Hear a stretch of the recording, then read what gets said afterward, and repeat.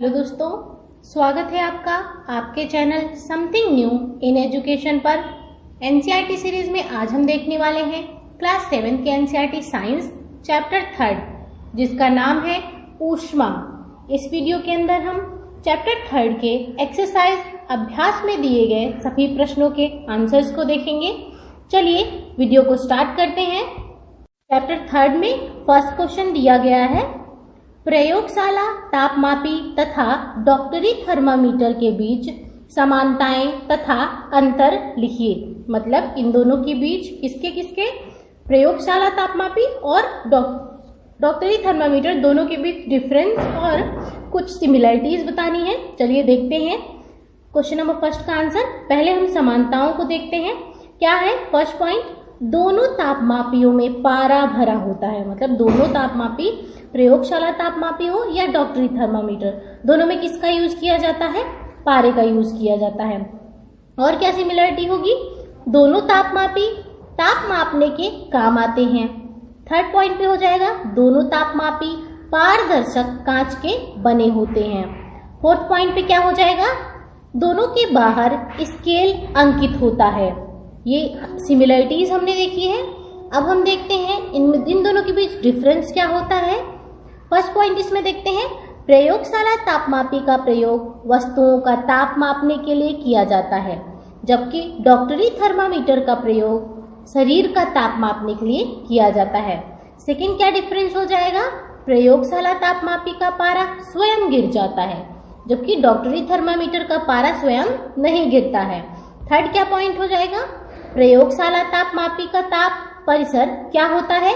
-10 degree Celsius to 110 degree Celsius होता है, जबकि डॉक्टरी थर्मामीटर का परिसर मतलब उसकी रेंज क्या होती है, लीस्ट पॉइंट क्या होता है और हाईएस्ट पॉइंट क्या होता है। डॉक्टरी थर्मामीटर का क्या होता है? लीस्ट पॉइंट होता है 35 डिग्री सेल्सियस और हाईएस्ट पॉइंट होता है 42 डिग्री सेल्सियस।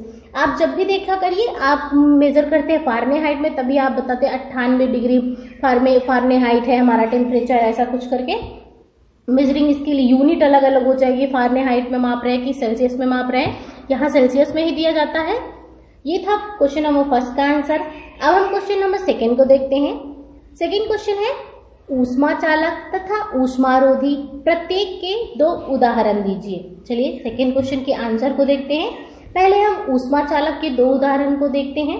ऊष्मा चालक के 2 उदाहरण क्या हो जाएंगे? स्टील, तांबा, एल्यूमिनियम और चांदी। यहाँ पे 4 दिए गए हैं। ऊष्मारोधी में कौन कौन से हो जाएंगे? लकड़ी। ऊष्मारोधी मतलब जो ऊष्मा को आर पार ना जाने दें। लकड़ी, प्लास्टिक, वाय, कपड़ा।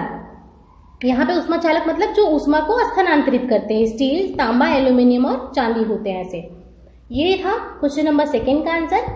अब हम क्वेश्चन नंबर 3 को देखते हैं। क्वेश्चन नंबर 3 दिया गया है, रिक्त स्थानों की पूर्ति कीजिए। ये मतलब फिल इन द ब्लैंक्स है आपका, जिसमें क पॉइंट है, कोई वस्तु कितनी गर्म है इसकी जानकारी ब्लैंक द्वारा प्राप्त होती है। मतलब अगर कोई चीज कितनी, उसका टेम्परेचर कितना है, हम कैसे मेजर करते हैं। और देखते हैं इसका आंसर देख लेते हैं। क्वेश्चन नंबर 3 का आंसर देखते हैं, फिल इन द ब्लैंक्स है। यहाँ पे देखिए दिया गया है, कोई वस्तु कितनी गर्म होती इसकी तापमान द्वारा, इसकी जानकारी तापमान द्वारा प्राप्त होती है। किसके द्वारा? हम उसके टेम्परेचर को मेजर करके जान पाते हैं कि वो कितनी गर्म है। और सेकेंड पॉइंट पे पूछा गया है फिल इन द ब्लैंक्स में, सेकेंड पॉइंट है, उबलते हुए पानी का ताप ब्लैंक तापमापी से नहीं मापा जा सकता। देखते हैं, उबलते हुए पानी का ताप डॉक्टरी तापमापी, यहाँ पे ब्लैंक की जगह पे क्या रहेगा? डॉक्टरी तापमापी से नहीं मापा जा सकता। ये है ख पॉइंट। अब ग पॉइंट को देखते हैं। ताप को, डिग्री को ब्लैंक में मापते हैं। यहाँ पे देखते हैं किस में मापते हैं?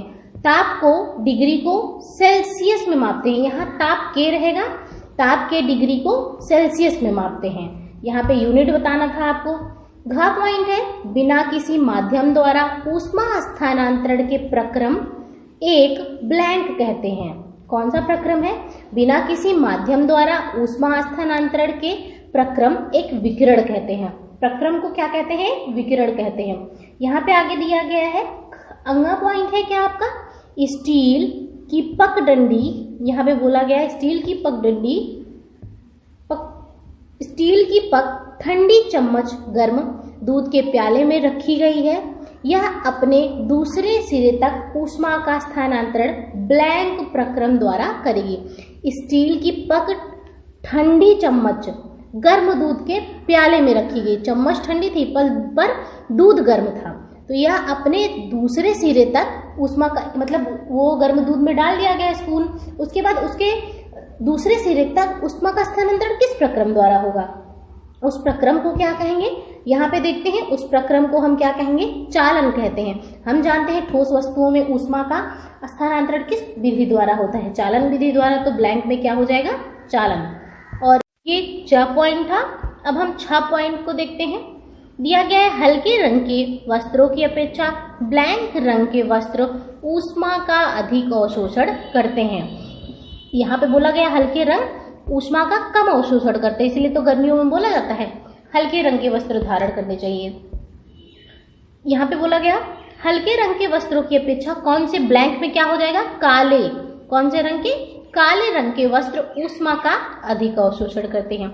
ये था question number 3 fill in the blanks, जो कि था। क्वेश्चन नंबर 4 पे दिया गया आपको कॉलम ए में दिए गए कथनों का कॉलम बी के शब्दों से मिलान कीजिए। ये मैचिंग है आपका, देखते हैं। कॉलम ए में दिया गया है आपका क पॉइंट पे थल समीर के बहने का समय। ख पॉइंट है समुद्र समीर के बहने का समय। ग पॉइंट है गहरे रंग के कपड़े पसंद करने का समय। घ पॉइंट है हल्के रंग के कपड़े पसंद करने का समय। और कॉलम बी में दिया गया है फर्स्ट पॉइंट गर्मियाँ, सेकेंड पॉइंट सर्दियाँ, थर्ड पॉइंट है दिन और फोर्थ पॉइंट है रात। यहाँ पे आप देखिए, इसके आंसर को देख लेते हैं मैचिंग। यहाँ पे आपको सामने सामने मिल जाएगा। थल समीर के बहने का समय मतलब स्थल से समीर समुद्र की ओर कब बहती है? रात को बहती है। कब बहती है? रात को। और समुद्र समीर जो कि समुद्र से स्थल की ओर चलती है, वो कब बहती है? दिन के समय चलती है। इसी तरीके से घाटी समीर और पर्वत समीर होता है सेम। यहाँ पे ग पॉइंट पे दिया गया था कि गहरे रंग के कपड़े पसंद करने का समय कब होता है? गहरे रंग अभी बताया गया आपको कि हल्के रंग की अपेक्षा गहरे रंग ज्यादा ऊष्मा अवशोषित करते हैं। तो हमें ऊष्मा की अधिक आवश्यकता कब होती है? सर्दियों में होती है। तो गहरे रंग के कपड़े पसंद करने का समय क्या हो जाएगा? सर्दियां हो जाएंगी। और हल्के रंग के कपड़े पसंद करने का समय तो क्या हो जाएगा? गर्मियां हो जाएंगी, क्योंकि वो ऊष्मा का अवशोषण कम करती हैं। ये था क्वेश्चन नंबर 4। अब हम देखते हैं क्वेश्चन नंबर 5 को। सर्दियों में एक मोटा वस्त्र पहनने की तुलना में उसी मोटाई का कई परतों का बना वस्त्र अधिक उष्णता क्यों प्रदान करता है? व्याख्या कीजिए। चलिए इसके आंसर को देखते हैं। सर्दियों में एक मोटे वस्त्र की तुलना में कई परतों का बना वस्त्र अधिक उष्णता प्रदान करता है, क्योंकि वस्त्र की जितनी अधिक परतें होंगी उनके बीच वायु भी उतनी अधिक एकत्रित होगी। मतलब जो दो परतों के बीच में गैप होगा, जो उनके बीच में जगह होगी, वहां वायु की एक परत होगी जो ऊष्मा की कुचालक है। वायु क्या है? ऊष्मा की कुचालक। अभी हमने ऊपर पढ़ा कि ऊष्मा की कुचालक वस्तुओं का एग्जाम्पल दीजिए और सुचालक वस्तुओं का एग्जाम्पल दीजिए, उसमें वायु था। यहाँ पे बोला गया तो जितनी ज्यादा वायु की परतें पाई जाएंगी उतनी ज्यादा ऊष्मा का वो स्थानांतरण कम करेंगी, क्योंकि ये ऊष्मा रोधी होती है, ऊष्मा को वहां बना के रखती हैं, ऊष्मा को इधर उधर नहीं जाने दे। आपके शरीर का टेम्परेचर जो है वो बाहर नहीं निकलने देंगी। वायु की अधिक परतें होने के कारण इसकी कुचालक क्षमता बढ़ जाती है और वस्त्र अधिक उष्णता प्रदान करता है। ये था क्वेश्चन नंबर 5 का आंसर। अब हम क्वेश्चन नंबर 6 को देखते हैं। नीचे दिए गए चित्र में अंकित कीजिए कि कहाँ कहाँ चालन, संवहन तथा विकिरण द्वारा ऊष्मा स्थानांतरण हो रही है। ये सब क्या है? चालन, संवहन तथा विकिरण ऊष्मा स्थानांतरण की विधियां हैं और आपको बताना है कि कहाँ कहाँ ये कर रही है। देखिए आपको फिगर में दिया गया है, आप जानते हैं यहाँ पे देखिए संवहन हो रहा है। और ठोस वस्तुओं में आप जानते हैं किस प्रकार ऊष्मा स्थानांतरण होता है? चालन होता है।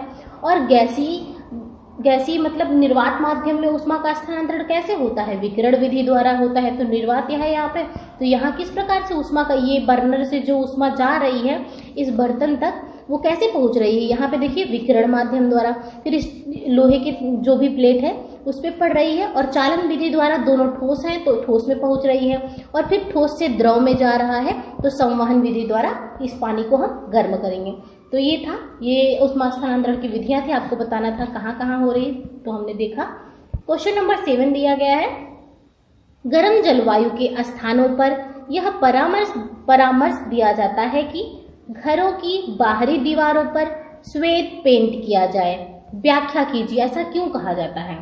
उत्तर क्या होगा, आंसर क्या होगा? गर्म जलवायु के स्थानों पर घरों की बाहरी दीवारों को श्वेत पेंट करने की सलाह दी जाती है, क्योंकि श्वेत रंग ऊष्मा का अच्छा प्रवर्तक है, मतलब ऊष्मा को परावर्तित कर देता है तथा वह ऊष्मा को अवशोषित नहीं करता, जिस कारण बाहर की ऊष्मा घरों में प्रवेश नहीं कर पाती और गर्मी के मौसम में इससे आपको राहत मिलती है। तो यही कारण है, सलाह दी जाती है कि घर को किससे, बाहरी दीवारों को किससे पेंट करें, व्हाइट कलर से। ये था क्वेश्चन नंबर 7। अब देखते हैं क्वेश्चन नंबर 8 को।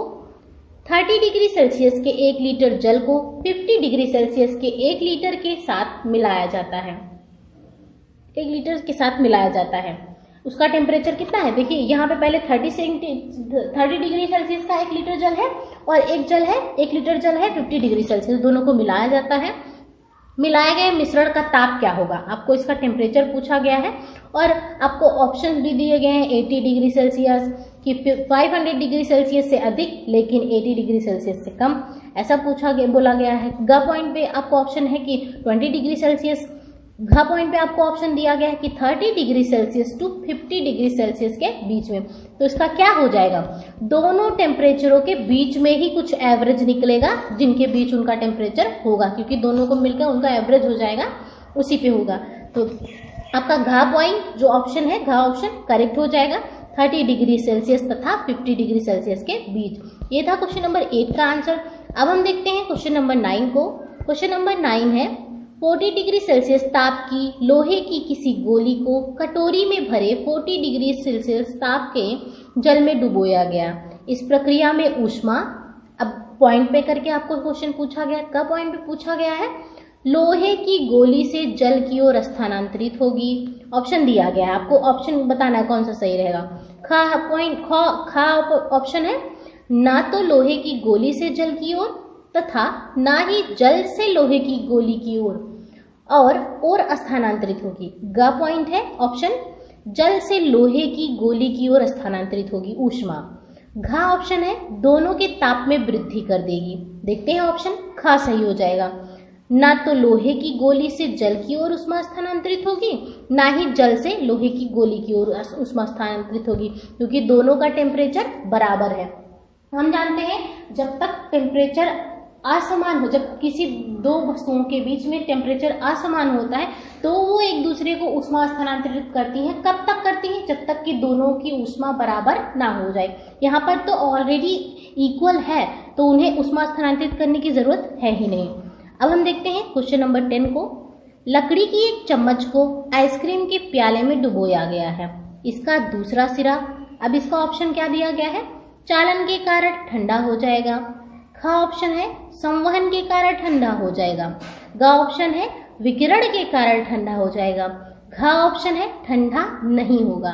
अभी हमने देखा कि लकड़ी ऊष्मा की कुचालक है तो ऊष्मा को वो स्थानांतरित करेगी ही नहीं, ना चालन विधि से, ना संवहन विधि से, ना विकिरण विधि से। तो आपका ऑप्शन घ करेक्ट हो जाएगा, ठंडा नहीं होगा। अब देखते हैं क्वेश्चन नंबर 11 को। स्टेनलेस इस्पात की कढ़ाई को प्रायः कॉपर की तली लगाई जाती है, इसका कारण हो सकता है, ऑप्शन दिया गया है। का ऑप्शन है, तांबे की तली कढ़ाई को अधिक टिकाऊ बना देती है। ख ऑप्शन है, ऐसी कढ़ाई देखने में सुंदर लगती है। ग ऑप्शन है, स्टेनलेस इस्पात की अपेक्षा तांबा ऊष्मा का अच्छा चालक है। घ ऑप्शन है, स्टील इस्पात की अपेक्षा तांबे को साफ करना अधिक आसान है। तो ऑप्शन क्या हो जाएगा, हम जानते हैं बर्तन, अगर हम कढ़ाई लिए हैं तो उसमें कुछ पकाएंगे तो ऊष्मा का स्थानांतरण के लिए आवश्यक है, तो ऑप्शन ग ही करेक्ट हो जाएगा। स्टेनलेस इस्पात की अपेक्षा तांबा ऊष्मा का अच्छा चालक है। हम जानते हैं चांदी और तांबा ज्यादा अच्छे ऊष्मा के चालक होते हैं, है कि अच्छा चालक है। यहाँ पे देखिए जल की ओर स्थानांतरित होगा, ये गलत हो गया, बस है तक रहेगा। की गोली, ये मिस टाइपिंग हो गई है, टाइपिंग मिसप्रिंट है, तो ये बस है तक रहेगा। ये रुकिए कर देते हैं, आपको समझ में आ जाएगा। बस है तक रहेगा इसका आंसर। तो ये था चैप्टर नंबर 3 ऊष्मा। वीडियो अच्छी लगी हो, हेल्पफुल लगी हो तो लाइक, शेयर एंड सब्सक्राइब करना ना भूलिएगा। Thank you for watching.